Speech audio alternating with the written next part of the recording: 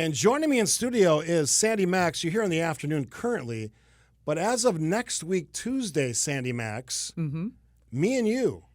Together. Yeah. The show called WTMJ Now, News, Opinion in Wisconsin, and why that news matters. Yep. I am thrilled about this. It's been a long time since I've had a show change. I started Scaffidi and Billstead.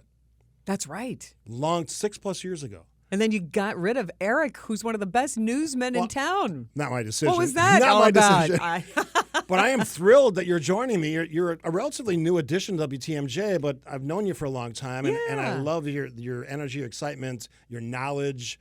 You have like the general knowledge of a lot of things, which is I share that passion for knowing stuff.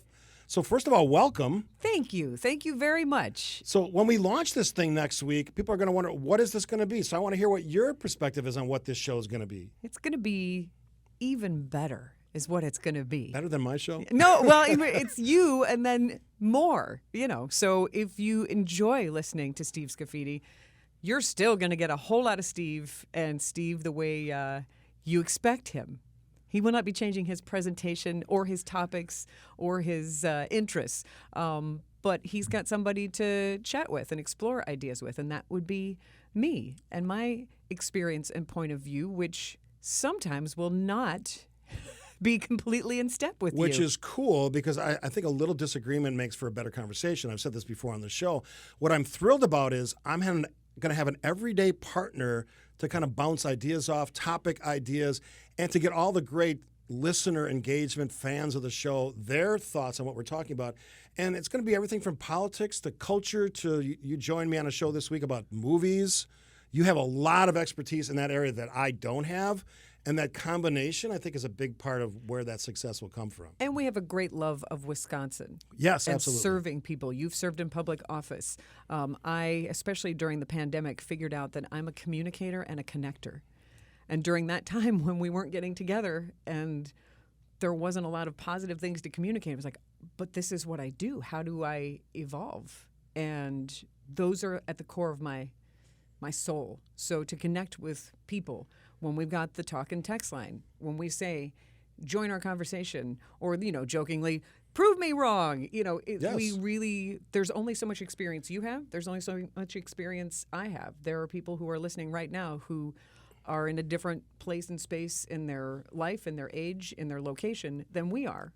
And your thoughts, ideas, and experiences are just as valuable to help bridge understanding, to help liven up a conversation, to tell a funnier joke. Like, we're here for the connection. And I think that you talking by yourself while still including fans to communicate with you, you're still sort of like, I don't know, is it landing? I'm talking to myself. Yeah, it's like doing a monologue, for no one. You can't hear the one person clapping or heckling in the back, where now you'll have me to applaud or heckle you right here in person. Yeah, hopefully more applaud than heckle, or just saying that out loud on the radio. But I'll be honest, and I think Absolutely. that's what I also like about the trust and the space that I've experienced throughout WTMJ so far. So this is going to be a move to mornings for me. I've been with Wisconsin's Afternoon News with John Mercure, who's an impeccable journalist. He cares, he's smart, he's thoughtful, he explores very important ideas, whether they're political or the two of you certainly share an appreciation for the military and the service of our veterans and active military. It's been interesting to hear those threads. And I've also had the ability to work with Greg Maxx, who is, man, you want to talk about somebody who's a doer? He's one of those guys who gets things done, doesn't complain, and has a wealth of knowledge of all kinds of things, not just sports. So after being in the afternoons with these two fine gentlemen and having that eye contact and having that brain exchange, I feel it's been a good training ground to now be with you, just us one-on-one. It's not really a big cast of characters. It's us, and our cast of characters is including the WTMJ fans. We'll also have guests. Yes, we'll have guests. Some of the names that you'll recognize from the past. We'll still do some of the segments. Friday is not going to change. No, we'll still have the political power hour, which preceded That's us important. today. Yeah. One of the things I love about you is you have a very diverse background. So for the folks who don't know Sandy Maxx, or they only know you from Wisconsin's Afternoon News, a little bit of your history, because it's pretty cool. Well, thank you. I grew up in Louisville, Kentucky, so I always say I'm a Milwaukeean by choice, not by birth. Did you race horses as a child? No, I did not race horses, and yes, I did have shoes. Those are some of the other Kentucky good. generalisms. Always important, yes. Yeah, always good. But I wound up moving to Wisconsin because I really wanted to go to a good broadcasting school. I eventually wanted to live in Chicago and work at this great radio station that's all about music called WXRT. That was my end-all, be-all dream job. So I came to Marquette, had a great experience, and wound up working in Atlanta in radio at an oldies station, which there are stories to tell there. When you're the youngest person at an oldie station in the 90s, that was fun. But then my second job out of college was WXRT in Chicago. So you hit your goal right out of the gate almost. Yeah, I was worried I peaked early. But I was in events and promotions then, not on the air. So I have that background of project management and events, and basically well, I call radio promotions like hosting big parties. Yeah. You're inviting listeners to come to the state fair or to some event in a car parking lot, wherever it is. It's your job to make sure those fans have a great time when they show up and have a valuable experience, that they're entertained or get some free T-shirt, whatever that is. So I have that behind-the-scenes experience, worked in Chicago. I've also not just worked in radio. You might recognize my voice or sometimes my face from the big screen at what was Miller Park. 2003 to 2007, the best summer job ever. I was a Milwaukee Brewers in-game host, the first one. And I missed all of that for some reason. I was at games. Maybe I didn't pay attention, but That's all right. I was on in between innings. Like, I wasn't there to interrupt the game. Right. You weren't going to see me, No. and a pitching change. Did you love that job? Loved it. They only stopped having the game day host in 2007 because they started getting good. They're like, oh, we don't need a host now. Yeah. But yeah, 5 seasons. It was great. I was there for Sausage Gate. I was there for Ben Sheets' 16 strikeouts. Oh, you saw some big I saw some stuff. Wow. fun activities. So we can get into Brewer stuff. So you might recognize me from there, and then you might also recognize my face and voice, not just from other radio stations in town, but on Milwaukee PBS. Yeah, don't downplay that one because that's a big one. 10 seasons of the Arts Page as host of a half-hour show that's all about creativity that's happening here in Wisconsin and around the country. So Very now proud of radio, now with me. Yes. This is a cool thing. I'm very excited about it. So when you're making this jump to the morning, are you a morning person? I can be. Yeah, I am after That's a that less cup of definitive coffee. answer. Yeah. Yes. It'll be a bit of an adjustment, but I do like seizing the day.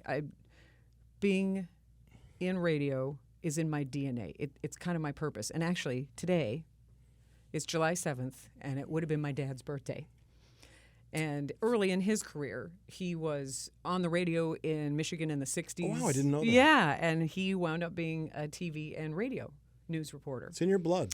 So I know that he is, just on a different plane, but boy, is he excited for me and proud of me, because I feel like this is the job that he should have had.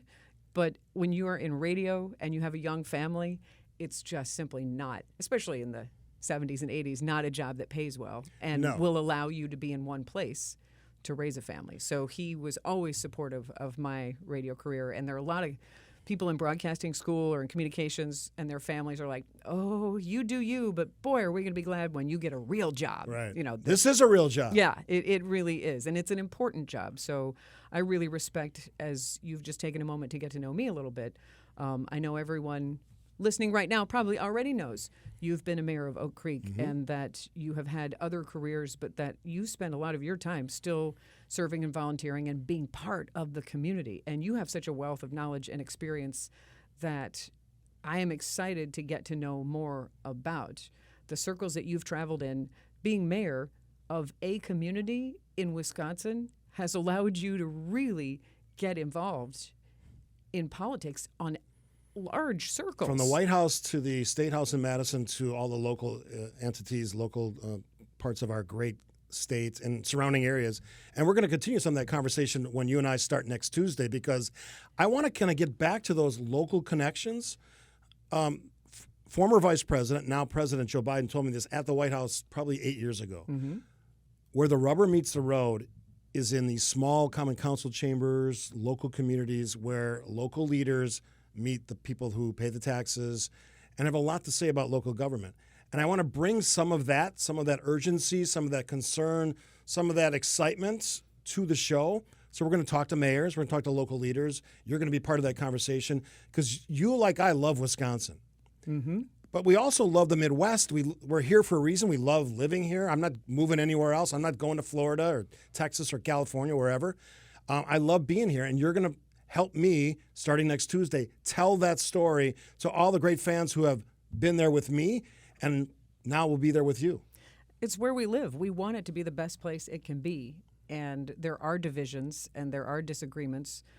But wow, in this role where people can hear us all around the state and enlighten and entertain and engage and inform, that's powerful. It's important. And it will be a little scary for me to be as open and honest and genuine as you need to be. But that's, if I'm willing to be open and honest, then others will be as well. Yeah, and you encourage that from our audience. Yeah. I always have. You don't have to agree with me. You don't have to agree with Sandy. But we want you to be part of this conversation. And one of the reasons it's called WTMJ Now, again, news, opinion, Wisconsin, but also that other little piece, why it matters, why the news, why the things that are happening, why they're important. We're going to try to break that down on a daily basis. And I cannot wait until next Tuesday.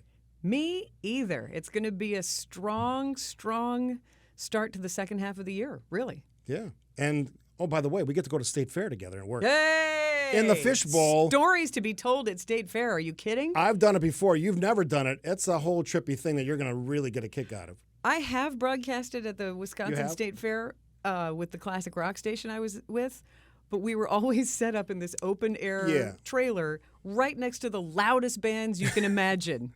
So to be able to hear myself think in the fishbowl and interact with fans instead of shouting, what, and waving to people over a kick-ass cover band at the Charcoal Grill. No, it'll be nice to be able to hear myself think and actually engage. And I'm super excited to be on site at Wisconsin State Fair. It's the best. To be able to really get stories from people who go every year, who have this as an annual part of their lives, whether they're farmers or vendors, plus the entertainers. I'll see if I can get Peter Noon on the show. That would be You awesome. want to sing along to Henry VIII? Sure. I think I know most of the words. Don't ask me to sing it right The now. second verse is the same as the first. That is true.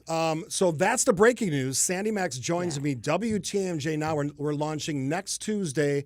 July 11th. Yeah, July 11th, 9 o'clock, right after the news. I am thrilled, as I said.